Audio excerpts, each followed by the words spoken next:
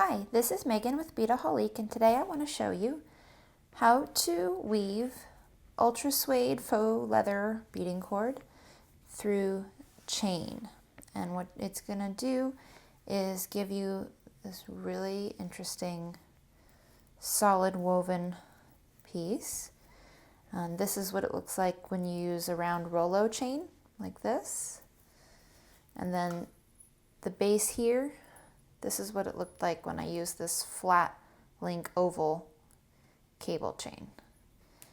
So you can play around with the different types of chain that you use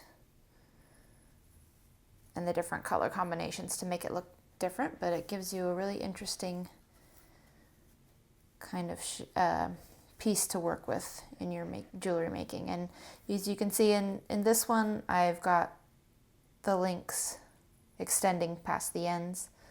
And in this one, I'm just using the woven piece. You just want to make sure when you're going to choose your chain that your chain is got links with holes large enough to accommodate the cord.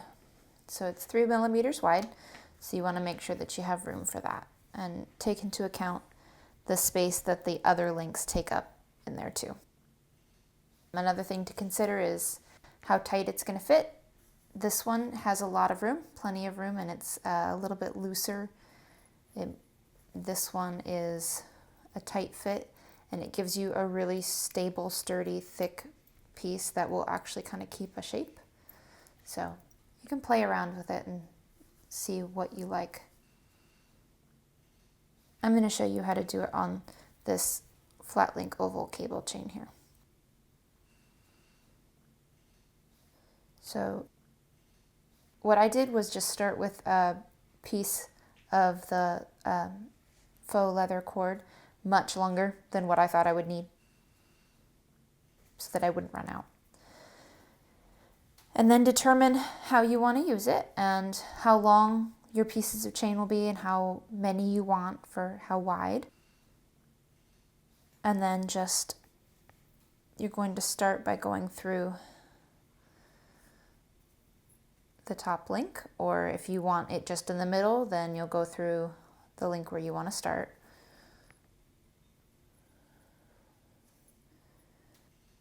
On this one, I had these long pieces of chain here, and I went through one where I wanted it to be. On this one, I went through the top on all of them, except I did have a couple of links extending on the middle piece to use to connect to.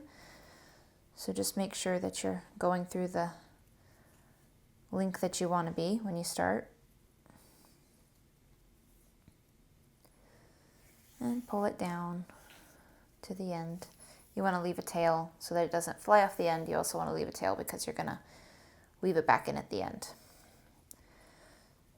So once you go through, go ahead and flip your piece around. And when you're weaving, make sure that you grab the cord and you pull it through your fingers all the way to the end so that you know it's not twisted. Depending on how much room you have, if it's twisted, you might have to pull it out and put it back in again, because you might not be able to get it to spin around very well. And now the next part is very important, because when you're going through your chain links, you want to make sure that you're going through them all in the same direction. So they will stagger, 45 degrees pointed left, pointed right, pointed left, pointed right, but they all need to go in the same direction. It's easier to see on this one, the way that they'll all point that way, and then they'll all point that way. And if your chain has more room, you might be able to get your cord through more than one at a time. If it's a little bit more snug, you might need to pull through one link at a time. And you can pull through a few inches and then keep working. And just make sure that they're all going through and facing the same way.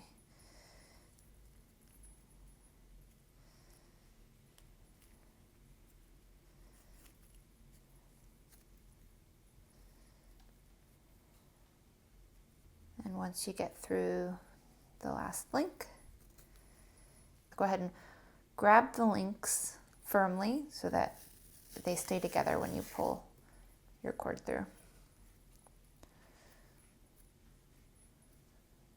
And you can pull it really tight to condense the links down. They'll lay flat, and so they'll condense really close together. Like I did with these. With this one, I did leave a little bit of room so that it wasn't totally squished in as small as it could be.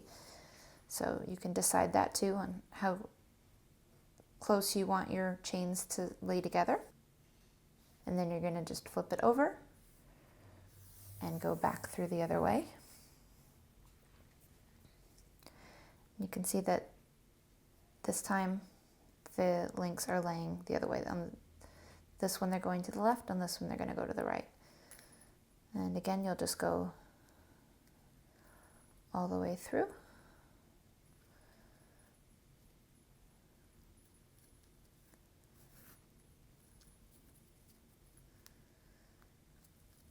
And make sure as you're going through your links that you pull the rest of the chain down so that the next link sits below your cord there. That will help it lay flat when it's all done.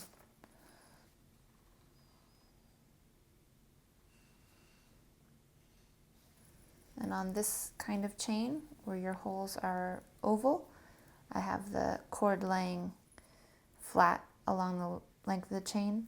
You can also see that on the roller chain where the links are round and there is less room along the length, I have the suede going through vertically through that hole. So it gives it a different look that way too. All right, so you can see you're starting to get that woven look, and all you would do is keep flipping it over and working it back and forth through the links in your chain.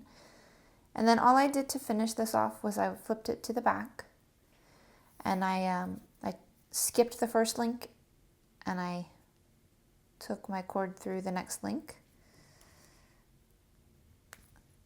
and I pulled it down and added just a dab of E6000 glue here and tightened it. And then I did a couple more links in the same way. So you can see that it does double back about halfway and it's glued down nice and tight and it's not going anywhere. And you can use these woven pieces for anything you can imagine. It's very versatile. And that's how you do it.